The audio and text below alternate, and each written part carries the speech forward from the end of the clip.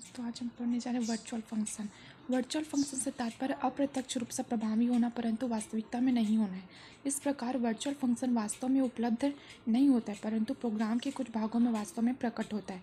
तो virtual function जो है ऊप्स में जो होता है और ऑब्जेक्ट ओरिएंटेड प्रोग्रामिंग में इनहेरिटेंस प्रोसेस का यूज़ करते हुए किसी बेस क्लास के फीचर्स को डिराइव्ड क्लास में प्राप्त किया जा सकता है।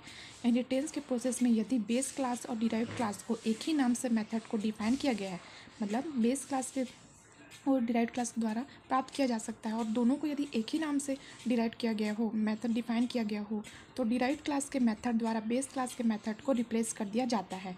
तो यही क्या कहलाता है, हमारा वर्चुअल फंक्शन कहलाता है। तो यह एक मेंबर फंक्शन होता है जिसे बेस क्लास के द्वारा ओवरराइड किया जाता है। इसे वर्चुअल कीवर्ड का यूज़ करके डिक्लेयर किया जाता है। इस प्रकार इसका यूज़ जो है मुख्यतः रन टाइम पॉलीमॉर्फिज्म को प्राप्त करने के लिए किया जाता है, अर्थात इसका यूज़ फंक्शन पर लेट बाइंडिंग करने के लिए किया जाता है। इसमें फंक्शन कॉल रन टाइम में पूरा होता है, यानी सुनिश्चित करता है कि ऑब्जेक्ट के लिए सही फंक्शन को कॉल किया गया है कि नहीं। ये होता है मतलब अप्रत्यक्ष रूप से होना पर वास्तविकता में ना होना, यह वर्चुअल जैसे इनविजिबल टाइप से होता है। मतलब इसका एग्जांपल देख लेते हैं। Include #include @stream.h #include conio.h class B public नाम के हमने लिया है स्पेसिफायर वर्चुअल वॉइड प्रिंट।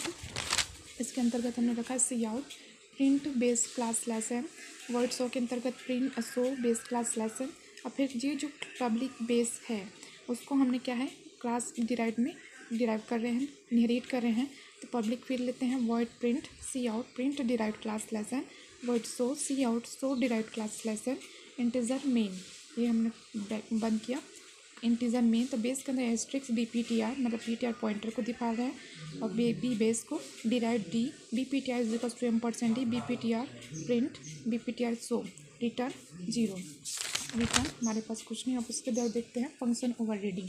तो डिराइव्ड क्लास के किसी फंक्शन के बेस क्लास के फंक्शन के साथ डिफाइन किया जाता है, मतलब डिराइव्ड क्लास के किसी फंक्शन को बेस क्लास के फंक्शन के साथ डिफाइन किया जाता है, उसे फंक्शन ओवररीडिंग कहते हैं। अगर बेस क्लास में एक फंक्शन मौजूद है तो सेम उसी नाम के फंक्शन डिराइव्ड क्लास में भी बना सकते हैं, उसी नाम के। तो C++ लैंग्वेज में बेस क्लास के मेंबर को डिराइव्ड क्लास फंक्शन द्वारा ओवरराइड किया जा सकता है। ये फंक्शन ओवररीडिंग कहलाता है।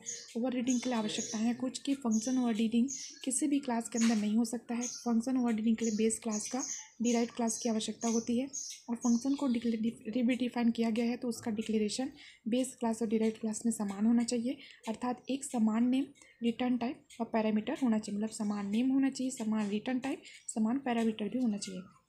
एग्जाम्पल देख लेते हैं। #include @stream.h #include conio.h class ए हमने लिया है public virtual void add cout this is base class. हमने बंद किया क्लास बी। ये पब्लिक ए जो है क्लास बी में इनहेरिट हो रहा है। Public void add cout this is derived class, हमने ये बंद किया। वॉइड मेन के अंतर्गत हम रखते हैं क्लियर जर ए बेस्ट्रिक्स p object first B *q object 2 p =m% obj2 p add get. Thank you.